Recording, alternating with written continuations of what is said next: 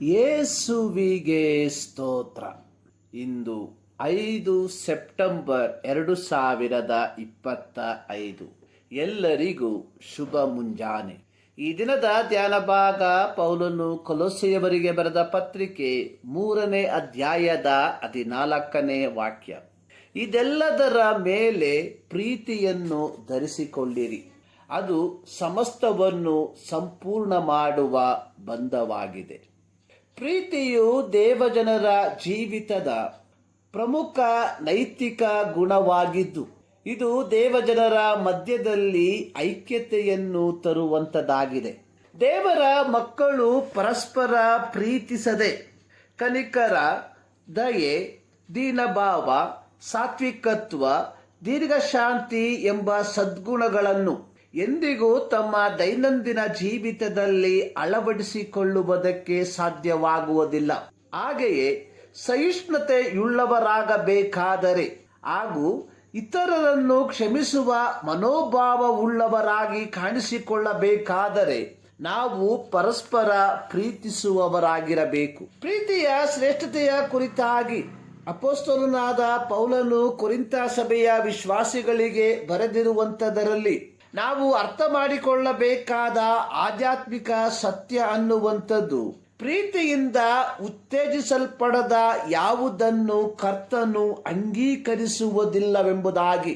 ಕೊರಿಂಥ ದೇವಜನರಿಗೆ ಪೌಲನು ಹೇಳಿರುವಂಥದ್ದು, ಮನುಷ್ಯರ ಭಾಷೆಗಳನ್ನು, ದೇವದೂತರ ಭಾಷೆಗಳನ್ನು ಆಡುವವನಾದರೂ ಪ್ರೀತಿ ಇಲ್ಲದವನಾಗಿದ್ದರೆ ನಾದ ಕೊಡುವ ಕಂಚು, ಗಣಗಣಿಸುವ ತಾಳವೂ ಆಗಿದ್ದೇನೆ. ನನಗೆ ಪ್ರವಾದನ ವರವಿದ್ದರೂ, ಎಲ್ಲ ರಹಸ್ಯಗಳು, ಸಕಲ ವಿಧವಾದ ವಿದ್ಯೆಯು ತಿಳಿದರು, ಬೆಟ್ಟಗಳನ್ನು ತೆಗೆದಿಡುವುದಕ್ಕೆ ಬೇಕಾದಷ್ಟು ನಂಬಿಕೆ ಇದ್ದರೂ ಪ್ರೀತಿ ಇಲ್ಲದವನಾಗಿದ್ದರೆ ಏನೂ ಅಲ್ಲದವನಾಗಿದ್ದೇನೆ.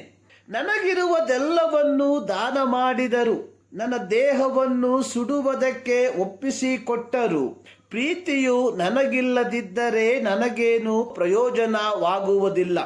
1 ಕೊರಿಂಥ 13ನೇ ಅಧ್ಯಾಯದ 1-3 ವಾಕ್ಯಗಳಲ್ಲಿ ಮುಂದುವರೆಸಿ ಪ್ರೀತಿಯ ಗುಣಗಳ ಕುರಿತಾಗಿ 4-6 ವಾಕ್ಯಗಳಲ್ಲಿ ಪೌಲನು ವಿವರಿಸಿರುವಂಥದ್ದು, ಪ್ರೀತಿಯು ತಾಳ್ಮೆಯುಳ್ಳದು, ದಯೆ ತೋರಿಸುವುದು, ಹೊಟ್ಟೆ ಕಿಚ್ಚು ಪಡುವುದಿಲ್ಲ, ಹೊಗಳಿಕೊಳ್ಳುವುದಿಲ್ಲ, ಉಬ್ಬಿಕೊಳ್ಳುವುದಿಲ್ಲ, ಮರ್ಯಾದೆಗೆಟ್ಟು ನಡೆಯುವುದಿಲ್ಲ, ಸ್ವಪ್ರಯೋಜನವನ್ನು ಚಿಂತಿಸುವುದಿಲ್ಲ, ಸಿಟ್ಟುಗೊಳ್ಳುವುದಿಲ್ಲ, ಅಪಕಾರವನ್ನು ಮನಸ್ಸಿನಲ್ಲಿ ಇಟ್ಟುಕೊಳ್ಳುವುದಿಲ್ಲ, ಅನ್ಯಾಯವನ್ನು ನೋಡಿ ಸಂತೋಷ ಪಡದೆ ಸತ್ಯಕ್ಕೆ ಜಯವಾಗುವಲ್ಲಿ ಸಂತೋಷ ಪಡುತ್ತದೆ.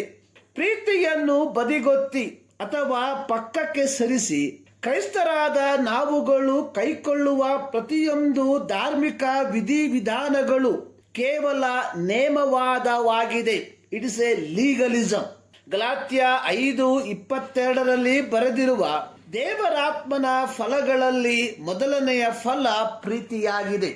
ಇಂದು ಭಾರತೀಯರಾದ ನಾವು ಯೇಸು ಕ್ರಿಸ್ತನ ಹಿಂಬಾಲಕರಾಗಿ ಮಾರ್ಪಡುವುದಕ್ಕೆ ಕಾರಣ ಯೋಹಾನ 3:16 ಬರೆದಿರುವ ಪ್ರಕಾರ, ದೇವರು ನಮ್ಮನ್ನು ಪ್ರೀತಿಸಿ ಯೇಸು ಕ್ರಿಸ್ತನನ್ನು ಈ ಲೋಕಕ್ಕೆ ಕಳುಹಿಸಿ ಕೊಟ್ಟಿದ್ದರ ಫಲವಾಗಿ.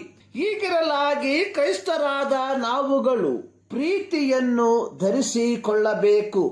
ಆಗ್ನೆಸ್ ಗೋಕ್ಷಾ ಬೊಯೋಜಿಯಾ ಎಂಬ ಮಸದೋನಿಯದ ಹೆಣ್ಣು ಮಗಳು ಕಾಲಾಂತರದಲ್ಲಿ ಮದರ್ ತೆರೆಸಾ ಆಗಿ ಮಾರ್ಪಟ್ಟದು ಇಂದಿನ ಕೋಲ್ಕತ್ತಾದ ಕೊಳಚೆ ಪ್ರದೇಶದಲ್ಲಿ ಎಲ್ಲರಿಂದಲೂ ತಿರಸ್ಕರಿಸಲ್ಪಟ್ಟು ಮರಣವನ್ನು ಇಂಚಿಂಚಾಗಿ ಅನುಭವಿಸುತ್ತಿದ್ದ ಜನರ ಬಳಿಗೆ ಹೋಗಿ ಅವರಲ್ಲಿ ಯೇಸುವನ್ನ ನೋಡಿ ಅವರನ್ನು ಪ್ರೀತಿಸಿ ಅವರ ಗಾಯವನ್ನು ಕಟ್ಟಿ ಅವರಿಗೆ ಸ್ವಾಂತಾನವಾಗಿ ಮಾರ್ಪಟ್ಟಾಗ, ಪ್ರಿಯರೇ, ಪ್ರೀತಿ ಕ್ರೈಸ್ತತ್ವದ ಮುಕುಟವಾಗಿದ್ದು ಅದನ್ನು ಧರಿಸಿಕೊಳ್ಳದವನು ಕ್ರೈಸ್ತನಾಗಿರಲು ಸಾಧ್ಯವಿಲ್ಲ.